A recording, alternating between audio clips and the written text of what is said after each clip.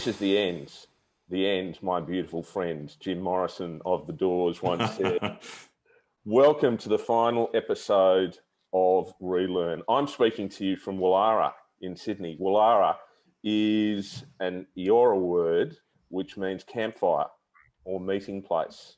And here we are at our virtual campfire, at our virtual meeting place for the final time in this amazing festival. And we're going to encourage people today to dream big. Why dream big? Well, Leanne Wilson, who is our partner Indigenous Education, Healing and Community, when she finishes a process with folk all over Australia, encouraging them to think through where they've been, to look backwards, to look forward, as she would say, she always finishes with this idea of dreaming big, of not limiting ourselves by our circumstances, but by looking out to the furthest horizon and imagining the absolute huge goal. I'm really excited, Adriano, to hear about the dreaming big of our guest today. Let's go. Phil, it's great to be with you again. How is the weather in Sydney treating you on this fine Saturday morning, kind of Friday night on the other side of the world? Oh, look, it's just a little bit muggy today, Adriano, just a little bit sticky. How is it down in Sunshine West? It's actually a little overcast, but apart from that, it's going to be a glorious day. But I'm really excited about our theme today and this idea of dreaming big. And we've got some great guests to have a dialogue with. We've got Sandra, Amy and Key. And I might throw to all three of you now. I might start with you, Sandra. Could you just introduce yourself to our audience? Tell us a little bit about yourself and how you found yourself to be here today. Yes, thank you very much, Ariano. I'm very happy to be here today because it's the last day of the Relearn Festival, and I felt so touched today by the last get-together. So my name is Sandra Weckert. I'm the founder of the Braintree Academy. I invented the big band method because I've got a dark biography by being a jazz musician. That's how I developed it. And I've been enabling pupils, students, parents, teachers, however you call them, for about 10 years, how to work together while playing, making music in a big band, and then accomplish and learn and feel how easy it is to cooperate, and if it would be all in one, like in one big band. Yeah. So that's me. I'm in Berlin and it's dark outside. It's in the middle of the night. In the middle of the night. Amy, I might throw to you, and Key, could you both introduce yourselves, please? Thank you. Yes, I'm Amy McConnell Franklin, and I'm right now in Taos, New Mexico. We came from, which is in northern New Mexico, very close to the Colorado border. So we're in the tail end of the Rocky Mountains. And we have the good fortune to live right next to one of the most intact native Pueblo settlements, homes in the United States, where indigenous peoples were not moved. So that it's not like a reservation, but rather a very intact part of the life here. Yeah. So we have that good fortune. I was living with my husband in Thailand for the last 4 years. Oh, wow. And then came in March to the United States thinking for 3 weeks and have been here ever since, gratefully, in our family home. And we're now joined by 4 of our 5 grown children and some of their partners. So we will, as of next week, we'll be 9 people and under one roof. A rather rare thing to have happen. And I've been, fun, challenging, all of those things. Thank you. I have been teaching social and emotional learning for about 20 years almost. And so I'm really into the whole field of emotional intelligence and have really loved the work that I've gotten to do today with people and learning with everyone today in the Relearn setting. And I'm hopeful that we'll make good use of this crisis. Absolutely. I think a crisis is always an opportunity for something new and fresh, and hopefully a new horizon for all of us. Key, can you introduce yourself, please? Absolutely. Hi, I'm Key Franklin. And yes, as Amy said, I just joined the family about 2 months ago. I was living in Singapore for the last 7 years and Swaziland before that. So grateful to be back in New Mexico. And yeah, it's been so fun to meet everybody and Relearn, really diverse group of people who all share, I think, a common passion and vision for what the world could be. I'm a facilitator and a trainer and a coach, so really grateful to kind of meet other kindred spirits. And Sandra, I think bringing jazz music into it is amazing. I also make music, so really grateful for that parallel as well. Yeah. What's been your key takeaway from the Relearn Festival, Key? Ooh, good question. I think that there are always more people out there that are aligned than we think. And it's sometimes just about finding them. And I actually feel that despite the the real downsides of a global pandemic. One upside has been connecting with people that I might otherwise have never met through things like Relearn. Because, you know, it's actually so intimate. Everybody's in their own house, and you actually get to meet people and just, you know, see who they are and connect on a really deep level. So very, very grateful for the camaraderie and the allies that I've met in, throughout the festival. Yeah. Thank you. Okay. So we've got some Swaziland. Where else were you, Key? You were Swaziland.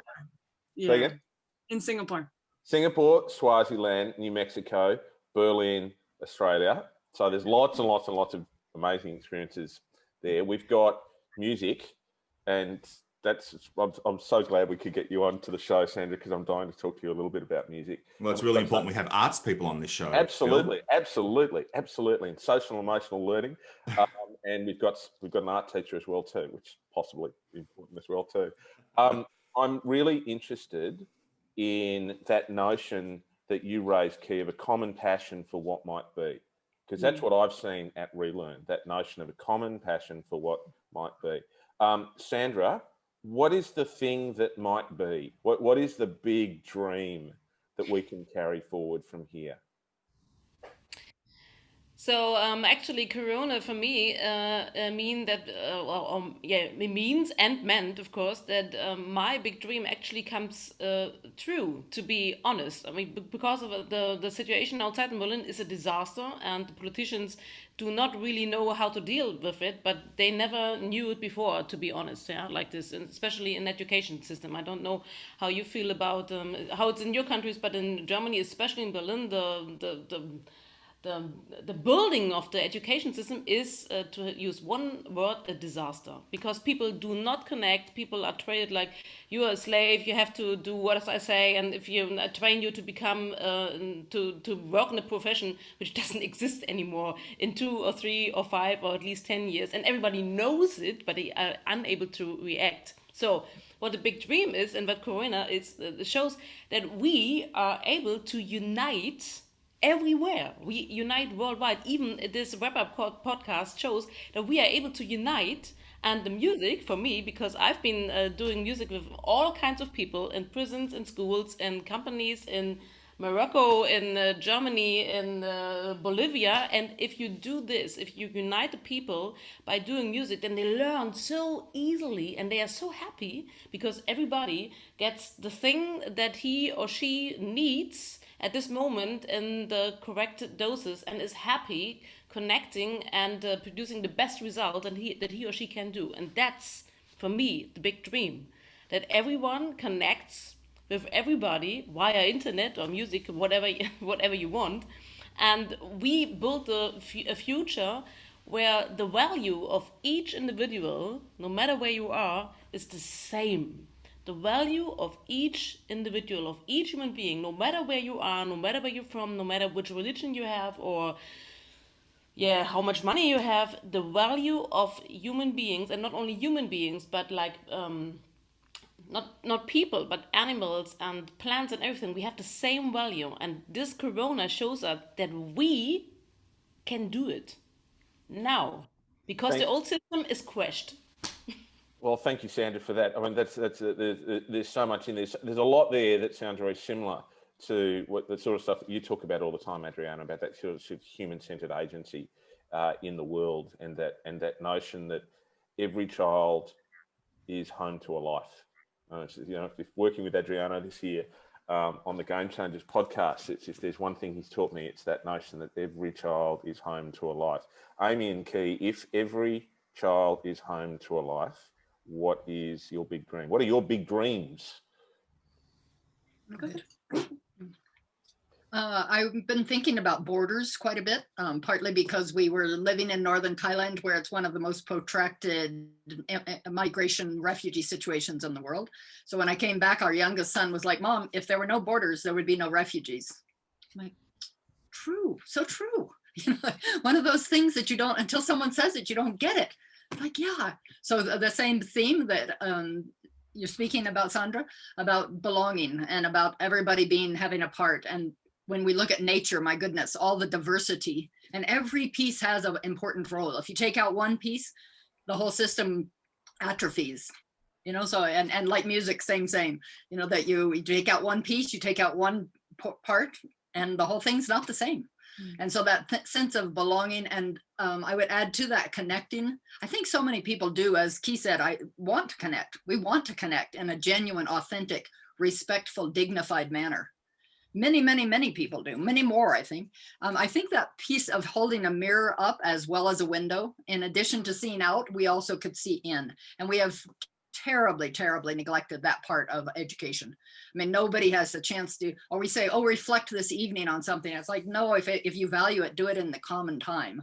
So developing those skills and the time and the opportunity and the capacity, and showing that it's valued, to reflect on self, to reflect, and not in a way of evaluating, but to just reflect. Reflecting is so rich and beautiful and nuanced. And it's become a bit, I think, it's become too practical, and that it's like, oh, what did I do? What could I have done better? That's really monitoring and evaluation. That's not reflecting. So I think we need to bring that back into education, and every life philosophy and indigenous practice and spiritual practice talks about the capacity to reflect and the need to reflect, to know yourself. Yeah, I think, look, it's interesting what you're saying there, Amy. There's a research project and an ongoing education project that we've been involved with on Vanuatu in the South Pacific. You know, we were looking at the work that was going on there, and it became very clear for the group of teachers from all over the world who gathered there that those who reflect well, their children in their classes reflect well. Those who don't, their children don't. And when you say we've got to, I think that begins with an individual decision by every teacher that says, I'm going to do this in my classroom. Because if we wait for any system to do it, we're going to be very old by the time something happens. It'll probably be out of date. We need to make good choices about the big step forward and up. Key, what would be your good choice? What's your big dream that you want to see? Yeah, I think adding on to what both Sandra and Amy have said, I think for me, I actually would love to see a revitalization of our imaginative capacity. I know that's kind of a wordy way to say it, but I basically think if we could all imagine more and imagine more widely, we would be in a much better off place. Because I think very often as children, we are able to imagine incredible, elaborate worlds that do not exist, right?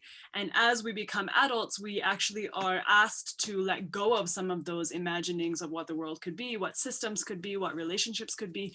And we sort of begin to accept the status quo. So I would love to see a return to the imaginative capacity that we had as children, because I think that being able to imagine an alternative is a first step in realizing that alternative. And so I think, yeah, sort of nurturing and cultivating imaginative capacity is a big dream for me. Phil, what about you, mate? What's your dreaming big at the moment? I have to say I've been deeply immersed in a project that we've been working on with Leanne and her cousin Mal around leadership and Indigenous education. My big dream today and this morning is that we can find ways to incorporate the learnings of different peoples around the world in that which we do. We tend to operate from our own paradigms. We tend to operate from the places that we come from, because our people and our place are so important to us. So I love the idea of the creativity, and I love the idea of the revitalisation, the imaginative. I love the idea of reflection. And to that, I would say, let's open up and let's take the value that exists from other cultures and find out how we can give that value to other people. You know, at the School for Tomorrow, which is our organisation from which the Game Changers podcast is the clarion call, if you like. Our chairman, John Layton, is very strong, talking about the notion that in any society there must be exchange of value for progress to be there. And whether that's commercial value, you know, in education we don't like talking about commercial value because of the evil world of commerce and so on. But without money, the world's not going to operate. So, and everybody needs to feed their families. So we need, you know, you've got to put some money in people's pockets. But value is so much more than that. Value, there's emotional value, there's spiritual value, there's intellectual value, there's esoteric value, there's cultural value. unless we've got that exchange going on. So I guess what I would say is, to that notion of belonging and connection, I would add reciprocity, and I think that's really, really important. And then I would take one step further, and I would say interdependence. If there's one thing working with our partner, Dr. Henry Musoma, who's from Zambia, and now is in the great state of Texas, or is that Republic of Texas? I'm not quite sure these days. But he would talk about Ubuntu. That I am because you are. That notion there. So I would take Sandra's connection. I would add Amy's belonging. I would take Key's revitalization, and to that I would add reciprocity and interdependence. What about you, Adriano? What would you do? I think mine is simple and complex at the same time, and that is a new social contract for society and schools that simply strives for a healthier and happier community. And that is simple and complex at the same time, like I said. The notion of striving for happiness, I think, is an ideal or an aspiration that that feeds me with hope. And I suppose that happiness is only real when it's shared. And that's that idea of the community coming together and us collaborating in so many different ways to lift each other up and not focus on what separates us, because we exist because of each other, not in spite of each other. That's fantastic. So we're right at the top of the mountaintop now, aren't we? We got there fairly quickly. I want to bring us all back down to earth if I can. What is one very practical and simple way that we can take a step forward towards all of this? Because we know none of this is going to happen overnight. It's a process. We've got to work towards it, et cetera, et cetera. Sandra, I might start with you. One very practical way that we can help people take a step forward. I have play music, Sandra. Just play music. Yeah, that's obvious all the time, but not we consume music, but play music, and know whether which instrument it is. But this is not what I wanted to say, because I was just my 16-year-old daughter. She shows me sometimes those funny gifs. Yeah, she loves it, and we're doing gifs and gimmicks. And she said there's one very famous actor. I don't know his name, and he was standing in front of this, and then he was shouting and said, "Do it!" So, and they made a give out of it, and it's so fabulous because he's talking to Hamlet somehow, and Hamlet is saying, "No, I'm not because of blah." And then he gets really close to him and he says, "Do it!" I love this because it's so special. It's like Muhammad Ali with the shortest poem ever saying, "Me, we." So that's Love it. Thanks, Sandra. Key, I'm going to go to you next. What's your one very practical thing to take a step forward? I feel like schools or teachers rather, could start to incorporate intentional engagement with conflict and difference into the classroom, because conflict always will arise in every group of people, in every family, in every classroom. And I think if we can be intentional about the way that we're engaging with that conflict and that difference, amazing things will happen, because every conflict is an amazing opportunity for unpacking identities, for having dialogue, for speaking honestly. So I think if everybody, not just teachers, I guess anyone in their life, could think of conflict in a new way as a way of engaging with difference constructively, we would be well on our way towards a very different world order and social contract. Okay, so we've got do it and intentional. So it's a disposition to act, an inclination to engage with conflict and how to deal with that, which, that one's a hard one for teachers, but we'll just leave that there for the moment. Amy, what would be your one very practical thing that you would do? Connecting with other people. And that's what I've loved about this conference, and even how I finally came to Learn Life, was through a contact. And so I find for my own self at this point, I need to meet with people, be with people that have shared values around commitment to making a change, what that change is going to be valued on, like inclusion, diversity, fairness, social justice, and that whole piece of being willing to be open. So connecting with people, and then like insisting that we do check-ins, or we have serious conversations, and just being unrelenting in that. There's no time to waste. There's no time to waste. So we've gone from a disposition to act to an inclination to deal with the things that we don't necessarily want to deal with, which are things like conflict. We've got openness and the desire to connect. Adriano, very quickly, what's your one simple thing? Well, I'm going to steal Key's word there, intentional, but I want us to be intentional about making wellness first in our schools. Excellent. So we're going to, this is like that parlor game. You've got to try and remember everything in a go. A disposition to act. We've got an inclination to grapple with that which we ordinarily wouldn't deal with, like conflict, and actually do it. We've got connection. And then we've got that intentionality around what it is that we do and ensuring that we put wellness at the center of it. I'm going to finish, if I can, and I'm going to say, if it were up to me, the one thing that I would do is I would ask every teacher in the world tomorrow, what is your purpose? You know, we've been doing research now all around the world. We're doing the largest single study in character education all over the world. We've got 3 parallel studies going. We've spoken to hundreds of thousands of people around it. The most effective thing we can do to engage teachers in their craft is to ask them that simple question: what is your purpose? And no matter how many times we ask it, almost always a teacher will say, gee, that's funny, no one's ever asked me that question before. And yet it's the most important one, isn't it? It's the most important one. If we can't connect with our absolutely fundamental reason why we do what we do, how are we ever going to expect kids to do that? You know, we teach who we are at the end of the day. That's what we do. We don't teach stuff, we teach who we are. The stuff, yeah, that all gets brought into that. You know, Sandra, you do amazing stuff with your Big Bang Theory and all of that sort of thing around it. But fundamentally, what you teach is you teach the engagement with the world as a vibrant, strong, curious, energetic person who models the character that students need to thrive in their world. So I want to say thank you today to all of you for your contribution to Relearn. I want to say thank you to you for coming here and contributing to our conversation.